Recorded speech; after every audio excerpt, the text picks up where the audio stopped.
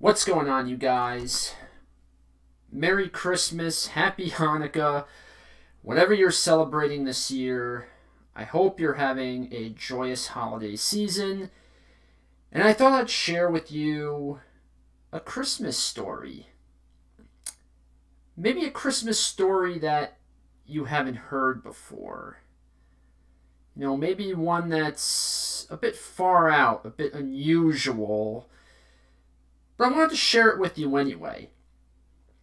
And while we're at it, I figured I'd share with you a little gift for anybody who does celebrate the Christian holiday Christmas.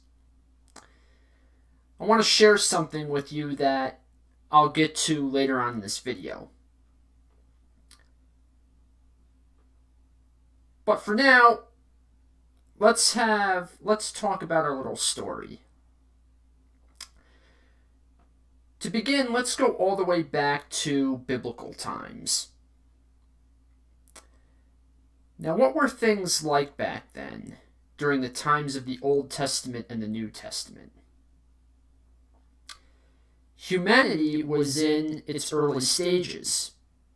We didn't know the things that we know now. Take astrology, for example.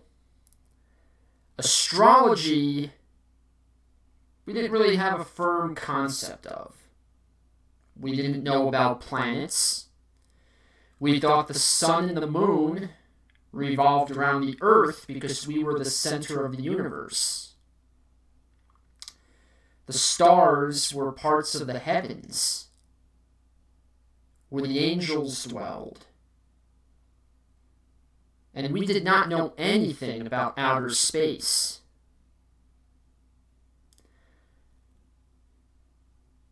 So what if, just to throw something out there, knowing what we know, knowing that the human race didn't know anything about outer space or astrology, what if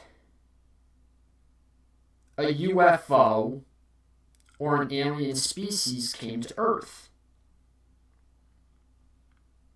Would the people of Earth back then, the human beings, would they have known that they were aliens? Remember, they don't know about other planets. They don't know about alien life. To them, everything is Earth, and the skies are where God is. Those are the heavens. So, what would they have called them if a UFO did appear, if an alien were to appear? Would they have called them aliens or extraterrestrials? Or would they have called them angels? Beings from God? The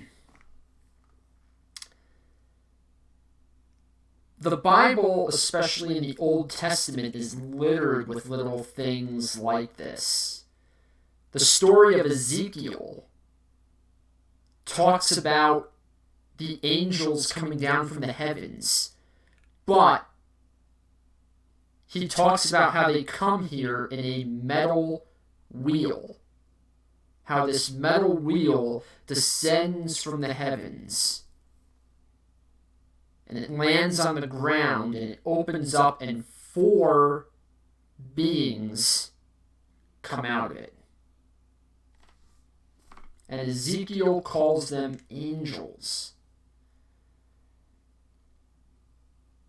The writing is on the wall with this, that I'm not going to dismiss everything that happened in the Bible. I'm not going to dismiss it all as aliens. There were spiritual things happening in the Bible. But not everything was angels. We were being visited back then. And it reminds me a long time ago a message I received, and it was confirmed while I was in Lilydale, about how benevolent extraterrestrial species like the Pleiadians have been watching this planet. And during all the times that humanity had been around back then, during the Old Testament, everything was about law, religious law. A lot of people know about the Ten Commandments, but not many people know that the Jewish temple authorities and the priests and the prophets had created multiple, lesser commandments. There were hundreds of them, not just the original 10. But there were so many commandments to follow, and it became so confusing, and the Pharisees were always enforcing these rules, that eventually, when it came to the Pleiadians, a Pleiadian god, if you want to say, by the name of Sananda Kumara, looked at Earth and looked at the lack of brotherly loving compassion and how everything was just law, and thought something needed to be done. So Sananda Kumara made a deal with another hierarchy extraterrestrial called Lady Clarion of the planet Clarion. Now, what's interesting about this is, even though people know this alien as Lady Clarion, supposedly she doesn't actually go by that name. And, in fact, is not even a she. It's been both male and female, from my understanding. But this being exists whenever extraterrestrials want to reincarnate as human beings. This alien, I'm going to call it Lady Clarion just for the sake of identification. This Lady Clarion exists sort of as a litmus test for extraterrestrials who want to reincarnate as humans and vice versa, to ensure that they're doing it for the right reasons, that there is some kind of growth to be obtained by reincarnating into that life. So, in any case, Sananda Kumara and Lady Clarion made this pact that Sananda Kumara himself would be reincarnated in human form to teach brotherly love and compassion. And everything was planned out, even to the moment he died. The death was even planned out, death by crucifixion. And so after this was arranged, a human female was selected, abducted, and artificially inseminated with specific Pleiadian genetics. That woman was Mary, the mother of Jesus. And so eventually Jesus was born, and he was half human, half Pleiadian, which is where a lot of the supernatural abilities came from. And during the birth of Jesus, on that Christmas Eve, Christmas Day, 3 wise men were walking across the desert, and they saw a star in the sky. And the star led them to Jesus. But was it a star? Or was it a UFO? Here's something I want to show you guys. This is a picture outside my house. Now, if you look at this picture, you'll notice a couple of things here. If you can see right here is a star, a regular star in the sky. But then you'll notice this big white object right here, which also looks like a very large star. It is not a star. This big white dot you are seeing right here is a UFO. About 3 years ago, while I was meditating in my house, I saw this object. And it was moving across the night sky where my cursor is, going from left to right, and it disappeared back here behind these trees. Now, I thought nothing of it, and I said, wouldn't that be cool if that was a UFO?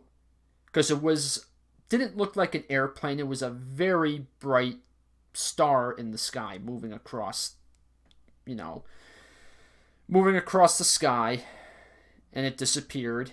And so I just humored myself, and I said, you know what? I'm going to try to reach out to it. Now, I know nothing too much, especially at the time, about reaching out telepathically. But I gave it a shot anyway. And when I did, this big white star came back from behind the trees, and it moved across the night sky over my house and sat there for 2 hours and 27 minutes before it disappeared. I can't snap my fingers because my fingers are moist. There we go. But it disappeared like that. And subsequently afterwards, this same exact object, has reappeared. This picture was the second time it appeared. And it's the same story. It's moving across the sky, gets to my house, and then sits there like it's watching me. Now, subsequently, I went to a friend of mine who was a medium, and I had a reading about this picture. Now, it is a UFO, and the occupants are benevolent, which is a good thing, because I got chastised by Spirit saying that you shouldn't try to reach out to aliens because you don't know. There's good ones and bad ones, and you don't know who you're reaching out to.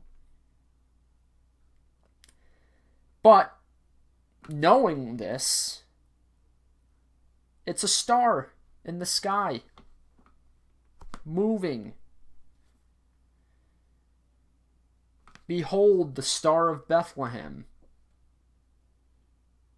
Anybody watching this video right now, you are looking at the Star of Bethlehem that led the 3 wise men to Jesus. I'm not saying that that's the exact ship, but it's certainly a ship in the class of ships.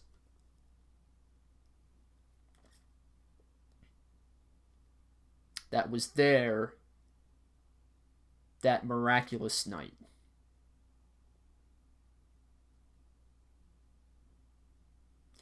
Now, I truly do believe that, there are benevolent things in this universe. And Christmas time is a time to really celebrate that. We don't realize this, but when it comes to Christmas, we're not just celebrating the birth of Jesus. We're not just celebrating life after death. But we're also celebrating the fact that the scriptures make it perfectly clear that we are not alone in this universe.